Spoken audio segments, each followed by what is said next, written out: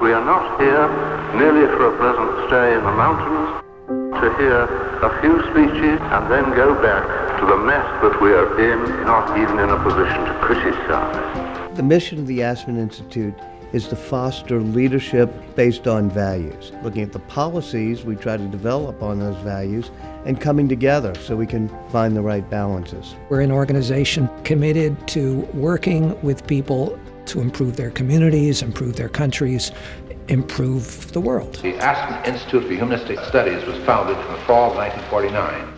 Right after World War II, major leaders were thinking about how could we avoid having a war like that again. And a group of leaders got together to talk about what is a good society.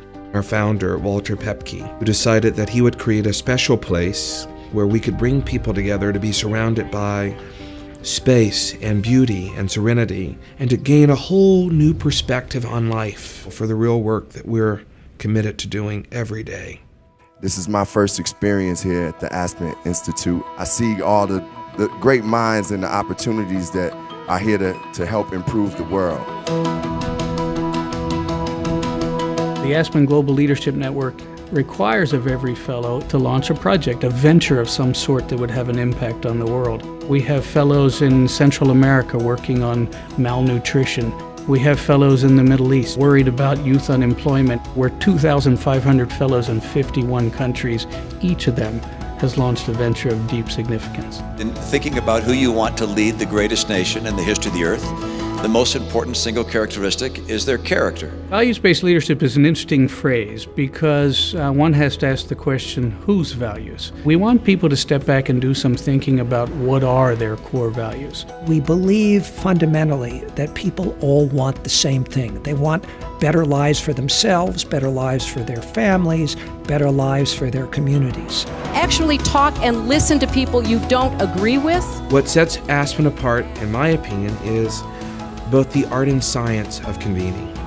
We convene people together to try to work on finding common ground and trying to find viable solutions to those complex issues.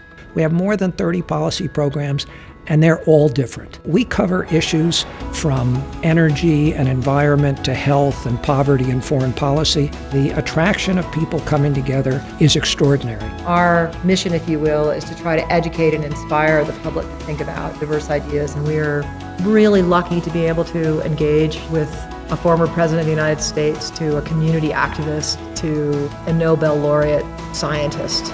Our new initiative is around youth and engagement. We focus around developing the leaders of today and tomorrow. Having the younger generation involved in the work of the Aspen Institute will actually make our work better. We have to be a big tent where we include people and bring people in.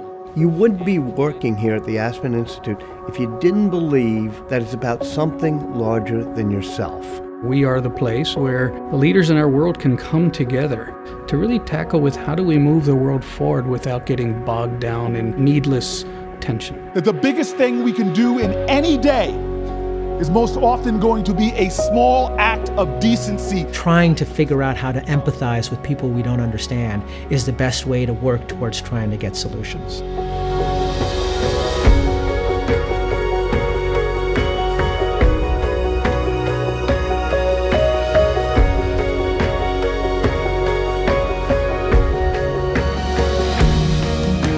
At the very heart of the Aspen Institute, we're asking some really hard questions about what does it mean to lead and how do you lead? And if that's not an attractive proposition, then I don't know what is.